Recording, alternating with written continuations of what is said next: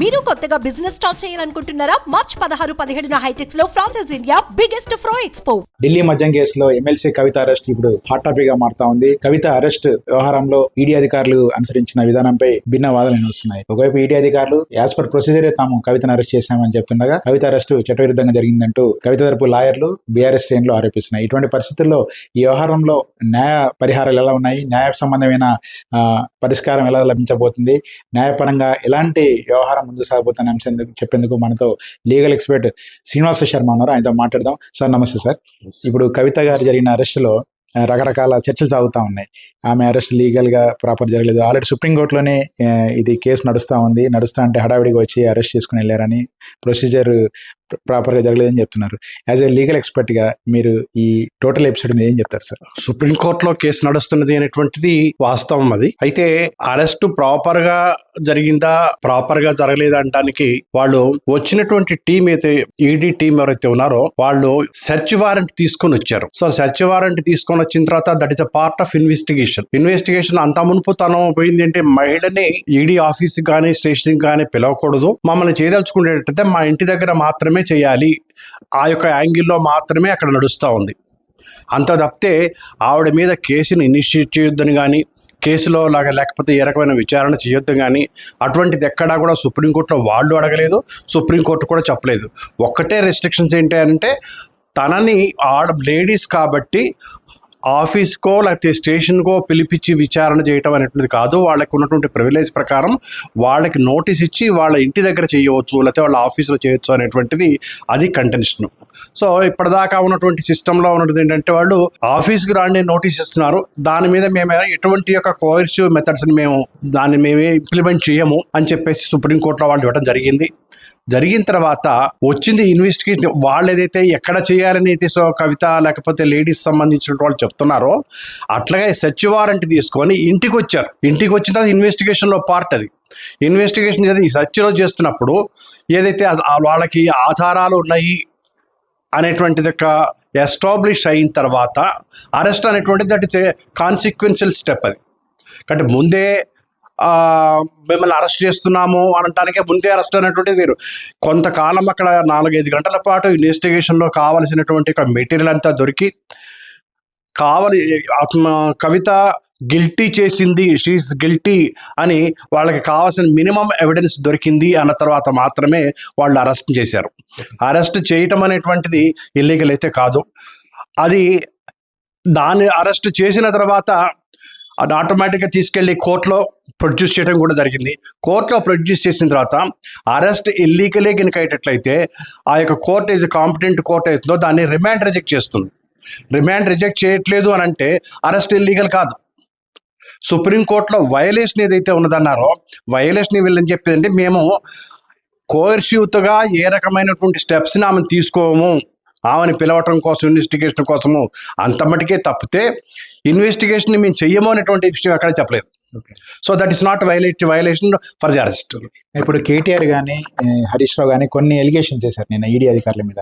వాళ్ళు ప్రాపర్గా కవితను అరెస్ట్ చేసే ముందు లీగల్గా కొంత ప్రాసెస్ చేయలేదు, దాన్ని మేము కోర్టులో సవాల్ చేస్తామని చెప్తున్నారు. ఇప్పుడు ఆల్రెడీ సిబిఐ స్పెషల్ కోర్టులో వాదోపాదాలు కూడా జరుగుతున్న పరిస్థితి ఉంది. ఇటువంటి పరిస్థితుల్లో కేటీఆర్ చెప్పిన అంశం ఏంటి, దాని మీద ఉన్న లీగాలిటీ ఏంటి? కేటీఆర్ చెప్పేటువంటిది ఏమిటంటే, ట్రాన్సిట్ వారెంట్ అనేటువంటిది మీరు తీసుకురాకుండా మీరు ఇక్కడి నుంచి ఢిల్లీ ఎట్లా తీసుకెళ్తారు అనేటువంటిది వాళ్ళ యొక్క ఆయన వాదన.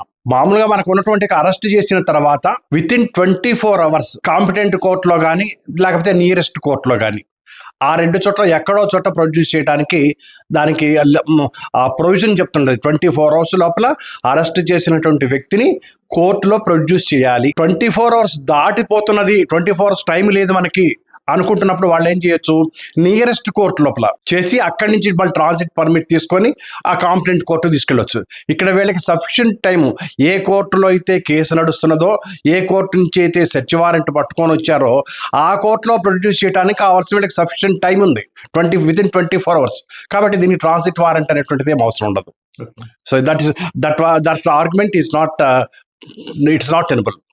ఇప్పుడు ఆల్రెడీ సిబిఐ స్పెషల్ కోర్టులో ఇన్వెస్టిగేషన్ జరుగుతూ ఉంది. అది ఈ కోర్టు సంబంధించిన వాద ప్రతివాదాలు జరుగుతున్నాయి. ఎట్లా ఉండొచ్చు అండి మన ప్రిడిక్షన్స్ యాజ్ ఏ సీనియర్ లాయర్గా? ఇప్పుడు ఈ కవిత వైపు వాదనలు కానీ ఈడీ వైపు వాదనలు ఎలా ఉండొచ్చు అంటున్నారు? ఇప్పుడు నడిచేటువంటిది కేవలం ఎంత మటుకే ఉంటుందంటే ఓన్లీ రిమాండ్ యాక్సెప్ట్ చేయటమా, రిమాండ్ యాక్సెప్ట్ చేయకపోవటమా అంత మటుకే ఉంటుంది. రిమాండ్ యాక్సెప్ట్ చేయకపోవటానికి ఒకటే టెక్నికల్గా రీజన్స్ ఏమైనా కనుక ఉంటే, technical lapses in submitting the remand report ఉంటే మాత్రమే రిమాండ్ రిటర్న్ చేయొచ్చు, లేకపోతే రిజెక్ట్ చేయొచ్చు.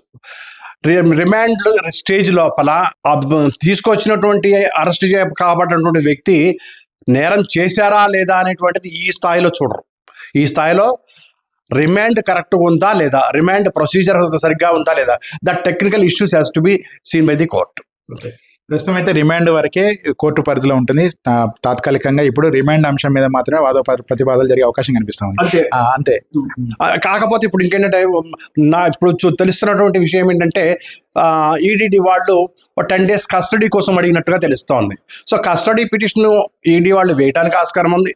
వేసేదా దాన్ని అపోజ్ చేసి కౌంటర్ వేయడానికి అక్యూజ్డ్కి అవకాశం ఇస్తారు. అక్యూజ్డ్ కౌంటర్ వేసిన తర్వాత that will be decided on merits. అప్పటిదాకా మాత్రం రిమాండ్ కంటిన్యూ అవుతుంది. రిమాండ్ లోపల రిమాండ్ చేసిన తర్వాత కూడా ఒకవేళ ఈ కస్టడీ పిటిషన్ కనుక అలౌ చేస్తే కస్టడీకి తీసుకొని వాళ్ళు ఇంటరాగేట్ చేసేటువంటి ఆస్కారం ఉంది. ఓకే, ఇప్పుడు కవిత ఎమ్మెల్సీగా ఒక ప్రజాప్రతినిధిగా ఉన్నారు, ఆ ప్రొవిజన్స్ ఉంటాయి. తర్వాత ఆమె ఒక ఉమెన్ గా ఉన్నారు. లీగల్ గా ఆమెకి ఏమన్నా అడ్వాంటేజెస్ యాజ్ ఎ ఉమెన్ గా, యాజ్ ఎ ప్రజాప్రతినిధిగా ఆమెకి స్పెషల్ అడిషనల్ ఏమన్నా చేసే అవకాశం ఉందా? లీగల్ గా ఏమన్నా అడ్వాంటేజెస్ ఉండే అవకాశం ఉందా?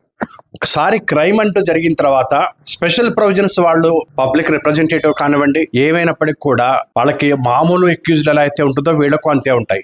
కాకపోతే ఏంటంటే ఇక్కడ ఈ విషయంలో తన లెజిస్లేచర్ కాబట్టి లెజిస్లేటివ్ కౌన్సిల్కి చైర్మన్కి ఆల్రెడీ ఇన్ఫర్మేషన్ ఇవ్వడం జరిగింది, ఇట్లా మేము ఎమ్మెల్సీని అరెస్ట్ చేశామనేటువంటిది. So that is the privilege. ఆ ప్రివిలేజ్ను ఆల్రెడీ వాళ్ళు కంప్లై చేశారు వాళ్ళు ఇన్వెస్టిగేటింగ్ ఏజెన్సీ. ఇకపోతే ఒకటంటే లేడీస్ కాబట్టి లేడీ ఇన్వెస్టిగేటింగ్ ఆఫీసర్స్ లేకుండా కేవలం మేల్ ఇన్వెస్టిగేటింగ్ ఆఫీసర్ సమక్షంలో మాత్రమే ఇది ఇంట్రాగేషన్ కానీ వాళ్ళది కానీ జరగడానికి ఆస్కారం ఉండదు. ప్రతి స్టేజ్లో కూడా మేల్తో పాటుగా ఫిమేల్ అనేటువంటి వాళ్ళు కంపల్సరీగా ఉండాలి. నిన్న ఈడీ ఆఫీసర్స్ కూడా లేడీ అసిస్టెంట్ డైరెక్టర్ వెళ్ళినట్టు కనిపిస్తా ఉంది. ఇప్పుడు ఇన్వెస్టిగేషన్ కూడా మీరు చెప్తున్నట్టు ప్రతి ప్రొసీజర్లో కూడా లేడీ ఆఫీసర్ కానీ లేడీ ఎనీ ఇన్వెస్టిగేషన్ ఆఫీసర్ ఉండాల్సిన పరిస్థితి ఉంది. ఇటువంటి పరిస్థితుల్లో ఇప్పుడు ఇది రిమాండ్ వరకే పరిమితం అవుతుందని మీరు చెప్తున్నారు.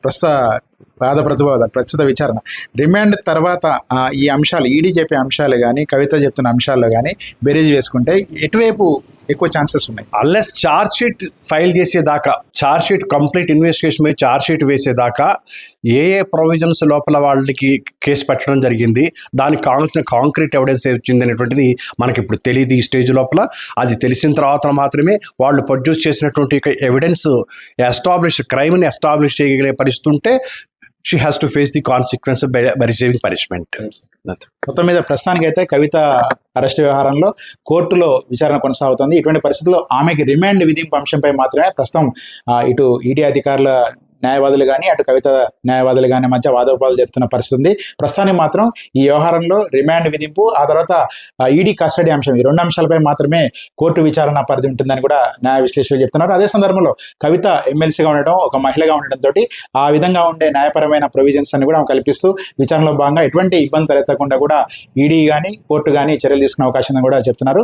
మరొక వైపు కవిత అరెస్ట్ వ్యవహారంలో ఇటు కేటీఆర్ కానీ హరీష్ కానీ లేవనెత్తిన అంశాలపై ఇప్పటికే ఈడీ నుంచి క్లారిటీ వచ్చిన నేపథ్యంలో వారు ప్రొసీజర్ ప్రకారం అరెస్ట్ చేశారనే అంశం స్పష్టమవుతుంది.